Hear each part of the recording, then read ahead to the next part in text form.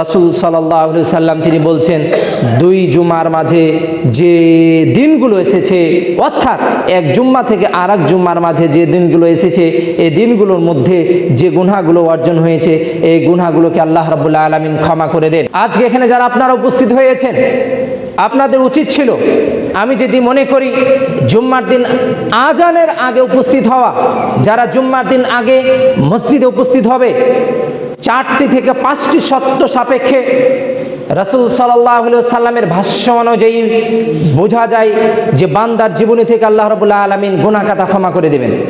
আন আবি হুরায়রা রাদিয়াল্লাহু তাআলা আনহু قال قال رسول الله صلى الله عليه وسلم, আবু হুরায়রা রাদিয়াল্লাহু তাআলা আনহু থেকে বর্ণিত, তিনি বলেন রাসূল সাল্লাল্লাহু আলাইহি ওয়াসাল্লাম তিনি বলেছেন, মান ইকতাসালা, যে ব্যক্তি জুম্মার দিনে গোসল করলো, সুম্মাতাল জুমআতা, অথবা জুমা মসজিদে যেখানে জুমা হয় এমন মসজিদে আসলো, সুম্মা সাল্লামা কুদ্দিরা লাহু, তার যতটুকু সাধ্য সক্ষমতা রয়েছে সে অনুযায়ী সালাত আদায় করলো, মানে সুন্নাত নফল এই সালাতগুলো আদায় করলো।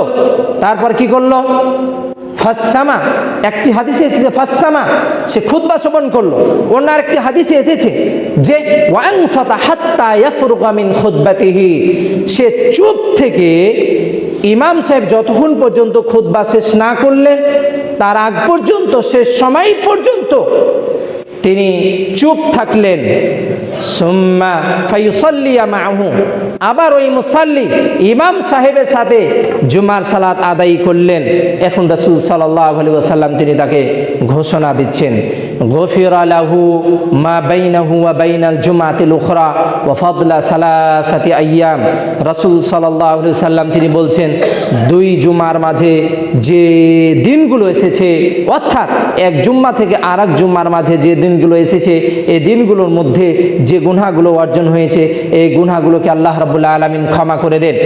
এবং ক্ষমা তো করে দেন অতিরিক্ত এবং পুরস্কার হিসেবে আল্লাহ রাব্বুল আলামিন আরও দেন, ওয়া ফাদলা সালাসাতি আইয়াম, আরও 3 দিনের গুনাহ আল্লাহ রাব্বুল আলামিন ক্ষমা করেন।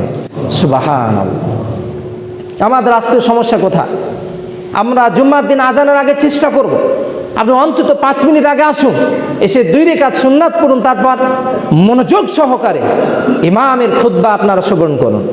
আজকে অনেকজন আপনারা এখানে খুতবা শুনতে এসে, বা অনেক মসজিদে দেখা যায় যে ইমাম সাহেব যখন খুতবা দিচ্ছেন ওখানে আপনারা ঘুমান বা মুসাল্লি ঘুমায়, এটা কিন্তু ঠিক নয়। আপনাকে খুতবা সেইভাবে শ্রবণ করতে হবে যেইভাবে সাহাবীগণ করেছেন। সাহাবীগণ কিভাবে করেছেন একটু শুনুন। রাসূল সাল্লাল্লাহু আলাইহি সাল্লামের ভাষ্য অনুযায়ী বোঝা যায় সাহাবীরা রাসূল সাল্লাল্লাহু আলাইহি সাল্লামের দিকে সেইভাবে মনোযোগ দিয়ে খুতবা শ্রবণ করতেন। বলা হয়েছে যে যদি পাখি এসে তাদের মাথার উপরে অথবা ঘাড়ে বসতো, সাহাবীরা জানতে পারতেন না, বুঝতে পারতেন না। কত মনোযোগ সহকারে তারা খুতবা শুনতেন। এবং খুতবা শুনে কি হতো? সাহাবীরা বলতেন সামি'না ওয়া আতা'না, আমরা শ্রবণ করলাম এবং আমরা মেনে নিলাম।